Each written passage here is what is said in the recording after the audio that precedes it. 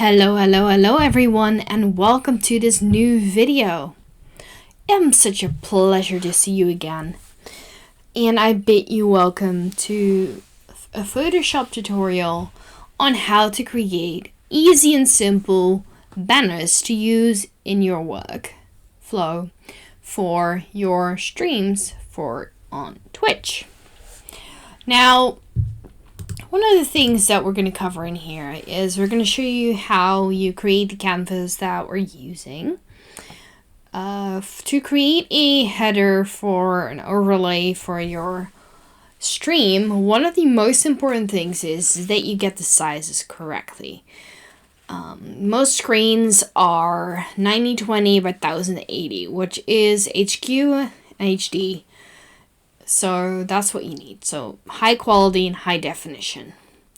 That's what those two terms stand for. Now in this tutorial, one of the first things I do is I actually get like a really long rectangle on my screen. And it's basically like a long square. And one of the things that I do with that, I just keep it white. That's it. I put it in a layer and that's how I like it. Then I create a second layer. Because what I want to do is I want to use the brush tool. The brush tool is one of the, I think, most powerful tools that the program has in its offering. That's why a lot of people who do like a lot of like drawing or stuff like that, they always use those type of programs in order to work with it. And that's what I've seen a lot of people do. Now, for this, I'm just going to draw with my hand, with my mouse. I'm not using my graphic tablet that I have. I'm just using my mouse. So the heart doesn't look perfect, but that it doesn't really matter in this case. What is the most important is that it's a heart that works for this project. A heart for me stands for getting a follow, and what you see me do here is I'm using the arrow keys to move it down. But then I'm like, it's still not perfect, so I change it back. And then I want to use the shape tool. Now the shape tool has a lot of shapes, and it usually starts off with a tree, but I want to get like a star. But then I was like, you know what, a star is a little boring. So let's do something else. And I went with like a spectacle type of star. With like a lot of lines, and the color was a bit dirty. But you see me selecting it here. And you can technically reset it. If you don't have the tools, you can reset them. But we're going to keep the one that we have right now. And I'm going to draw one. As you can see, I first click it and you get a couple of options, but I'm like, no, I'm just going to use it and drag, and that's how I'm going to use it. Then I change the color back to black, because what we can do in Photoshop is easily change the color. And in this tutorial, you're also going to be taught how you easily change that. There's different ways. You can use the swatches or you can use the gradients. And we'll touch on that in this video. And then I'm like, okay, so I need to get an icon for the bits. Now for bits, I'm using a triangle. So for basically what I'm doing is I'm just going to type in A3, then I flip it around, and I put it in its location. Move it around. Okay, yep, a little bit down, because it needs to be 90 degrees. Then I put it in that spot, and I quite like it. They're all outlined because the smart guides are turned on. Smart guides are the purple lines you see when you move something around. The blue lines are also smart guides, but they appear when you use the sidebars. There's like this sort of measurement thing. If you move stuff around, you can actually move it. Now, this image I got from DeviantArt. But as I remove this image, I'm not even going to use it. I just use it as an example for this little tutorial. Not even, it will be deleted afterwards. It's only for the showing how you import an image by just dragging it on the canvas. That's it. That's the only way and the best way, the easiest and the quickest way to put like one of these things in.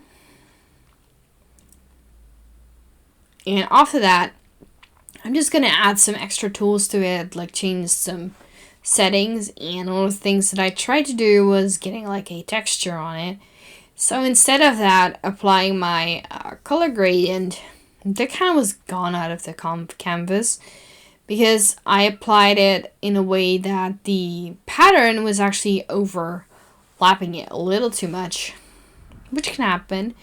And then later on, I actually turn it off. So what I'm now doing is I'm adding a pattern in a different way, which is by doing the exact same thing as I did with the image, which is using the Alt button or Option button on your keyboard to mask it on top of the other one. It's a quick way to apply an image or something to put there on top. So you just press that button and it will do that immediately. So you click between the two and then the little arrow that's going down will appear. That's how you know that it's like a layer mask. After that, I am looking for my logo that I want to import. I'm using my own logo for this one because the logo from GetWeb would not have worked in this type of graphic for now. So I just used my own for this occasion. And I placed it on the right side, so I have my own name on there. But you can use any logo that you have, of course. That's totally up to you. If you don't want it, that's also up to you. But I'm using it to show it how I do it. After that, I'm just typing random text. And the text is actually way too large. As you can see, it's like 141 points. Text works with points instead of pixels or anything. And what it then does, it basically, I just type it in, I type the text. It had to be like 13 characters. That's the limit for Twitch names. So keep that in mind. And what I then do, I just go into 1, 2, 3, 4, 5, 6. The whole shebang. And I place it there, and I just keep it there, and then change the size to a little smaller, and I change the font to something better. Then using the selection tool, and I just keep it on that for a bit, so I can check and see how it looks. Because the text is actually, in this case, it is important because you're using a header, and you want to have text for your bits and your emotes and stuff on there. But it's not the overpowering thing that you are interested in.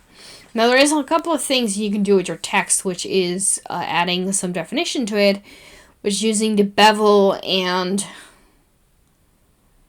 the bevel tool, and you're using a gradient. What I'm using here is I have a huge library of gradients that I made, and I just use one of those to kind of like change the color of my title. Of course, technically you can do that because you're using, mostly of the time, people use Streamlabs or they're using OBS to overlay the text, so it doesn't really work with that.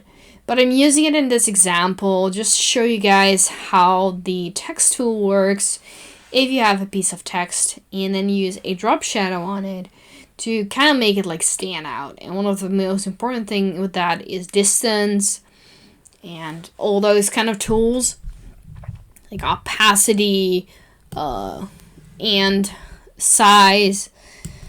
Like all those kind of things are super important when you're using that kind of tool. So that's what we're doing here. And as you can see, we now have a black border underneath the text. And what I didn't do is I actually get another gradient that I put on top. But at first I put a new type of texture on top of it as well. Because as I told you, the image wasn't the most important part.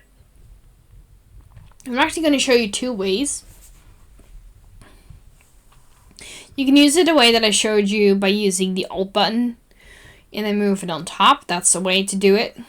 But then the gradient will never look good. It will just be one color still if you're having one that's really big and stuff. So what I then do is actually go into the layer that's for the rectangle, and I use that instead.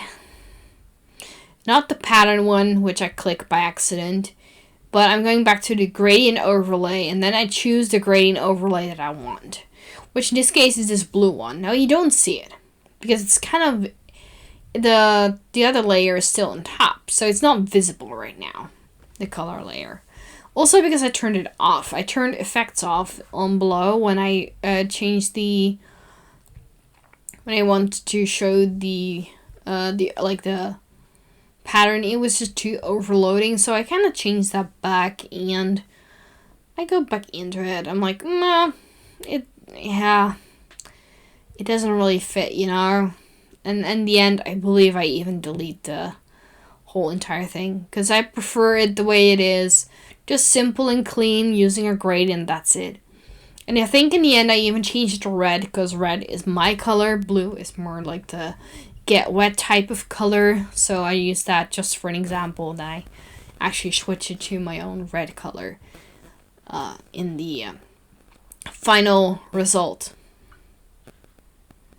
As you can see that here, I changed it to my red, which I love, and I just keep flipping around. You can use several different, and I ended up using this one. Now, the three icons that I have on top, the three layers, I'm actually going to merge them together. Now, you do this by right-clicking on it, and then going down, all the way down to merge layers. What that does, it creates a merge from two layers, putting them together. Yes, merge. Then I use the gradient option by clicking it, double click it again to get that. Because sometimes you have to double click on things, especially to get the effects panel up. You have to double click on the text or on the layer to change that. Now, as you can see, we have actually made it white. And that's actually basically what I want for this tutorial, because and then we just save it, export it, save it as a PNG, because in this tutorial, that's actually all that I needed. Because for this simple one, what's important though, is that it's on PNG and on transparent, because if that's turned off, you're gonna see a white field beneath it. That's not what you want. You want it to be a PNG because that's for the image that you want. You can just import this straight into OBS and it will work. Then we save it, and then basically that's actually where our video actually ends. And the reason that I ended it here is because there's actually not much left to do in regards to the video itself. That's actually basically just the easy tools on how to use it. Now in the next one, which is the tutorial to animate stuff, we actually use that gradient that we used. We applied a white, kind of white-ish gradient, and we're gonna then make 3 different colors and animate that into a more blinking like effect, so that when you have someone who subscribes or something like that, it will just keep on doing that effect over and over. Not just when they do that, like not just when they subscribe, but it will just do that forever and ever. So I hope you guys enjoyed this video. It's been a pleasure to record it. It's been a pleasure to view it, and it's been a pleasure to create it. So I hope you guys liked it. And good luck on your adventures into the world of Photoshop, and keep on creating. And in the end, you can do some tasks and create your own and just play with it. Photoshop has so many tools that I could talk about this program for the next 10 years if I want to. Photoshop still has secrets for everyone who uses it. So that's what I can tell you. So I hope you guys keep on creating, and I'll see you guys in the next one. Goodbye.